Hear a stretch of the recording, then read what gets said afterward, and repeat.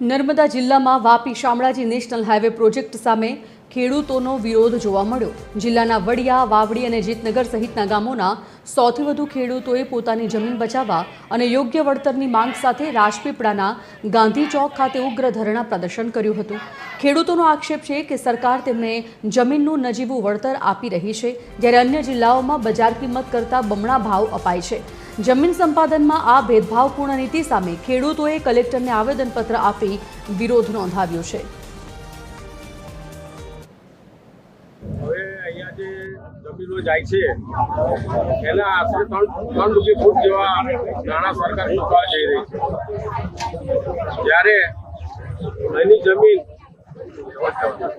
અમે માગણી એવી કરીએ છીએ કે બજાર વેલ્યુ કરતા ડબલ એટલે 2 ગણા 200 ગણા પૈસા અમને મળવા જોઈએ।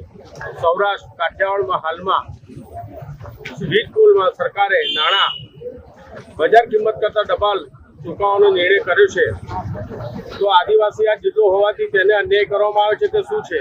એવી રજૂઆત છે કે અમારે એટલે ખેતર છે, અમારી જમીન એમાં જતી રહે છે, તો અમારે શું કરવું? અમારે આત્મવિલંબ કરવાનો વારો આવ્યો છે એટલે અમારે એવું કેવું છે જે રસ્તો જે જૂનો છે તે રસ્તે લઈ જાય તો કોઈ વાંધો છે નહીં અમને, અને અમે વળતર 3 રૂપિયા ભાવે ચૂકવવાની વાત જાણવા મળ્યું છે અમને, એટલે અમને એ વિરોધ છે અમને કે રસ્તો છે જ તો એ જ રસ્તે તમે રસ્તો કરી શકો છો, બ્રિજ ના લાવો મહેરબાની કરીને। અમારા ઘર ઘણાય ઘરો તૂટી જાય છે અને અમે માંડ ઘર બનાવ્યા છે।